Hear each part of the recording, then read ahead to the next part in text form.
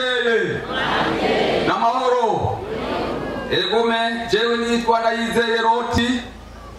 Hanyuma rero umugore wiwanje n'abana barantumye ntaco nimuyakire. Hanyuma rero ndagoma nshimira umuvyeyi wacu Mungere yatwizigiye tukamuherekeza. Hanyuma ndagoma nshimire n'abavyeyi bacu ngaha baduhaye ijambo, Imana baduhezagirire. Hanyuma rero tusome ijambo ry'Imana ryanditse ngaha mu gitabo tumuvugishwa n'Imana Yeremiya. Ijambo tumuvugishwa n'Imana Yeremiya igice ni 17 ni kuyu murongo w'indwi. Havuga ngo arahiriwe umuntu yizigira Uhoraho, Uhoraho akabigizigiro bwiwe, kuko azoba nk'igiti gitewe iruhande y'amazi, gishorera imizi yaco iruhande y'uruzi, kitumva uruzuba iyo ryatse, ariko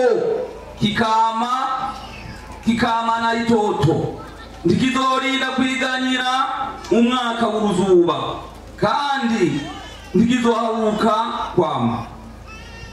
17:5 uko niko Uhoraho agize, aravuga umuntu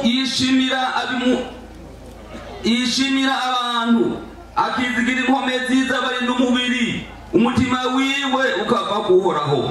Azoba nk'agasaka k'inkokore mu bugaragwa, kandi ntazobona ibyiza bimuzako. Ijambo Imana yampaye ni ijambo ryo kwizigira Uhoraho. Imana yambwiye ngo mbwira abantu kwizigira Uhoraho. Iyo umuntu yizigiye Uhoraho akamubwira umwizigirwa, izomutetura mu maboko. Yes, aragomba ko tumwizigira mu bikorwa byose turiko turakora, tukamwizigira. Ndagomba mbwira wewe uri mu magorwa, wewe ufite ibibazo, wewe uremerewe, wizigira Uhoraho. Hanyuma rero uhamagare ne bazokwitaba. Yesu nashimwe kandi mwarabumwe. Yarabumwe mbego kuvuma ni kwiza. Oya, mwarabumwe umuntu yizigira umuntu umunyangomezi, ingomezi ziwe zipfa, ingomezi ziwe zihera, uyo mwarabumwe.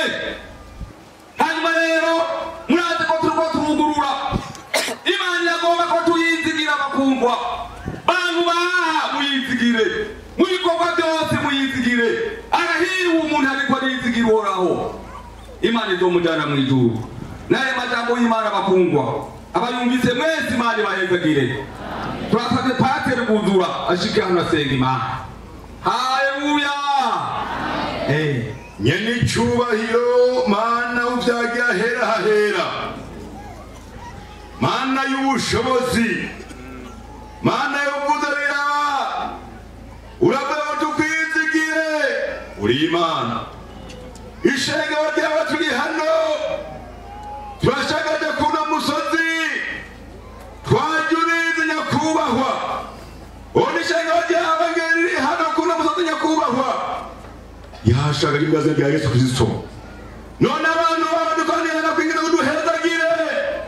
Uhezagire umukozi wajya gutima kuri uyu musozi. Uhezagire ijambo ryawe ryibure abantu kirengeye. Abantu babacagira ibyizigiro. Izigiro Uhoraho nkuko maze kwimba Yesu wanje. Uraduhezagira ahantu n'umukozi ari umuhezagire, uzobukoze kirengeye. Hawa jambo ryo cyubasha mu bubasha muri Efeso. Urakoze kuri Imana yakubana muri byose muzogera. Amen.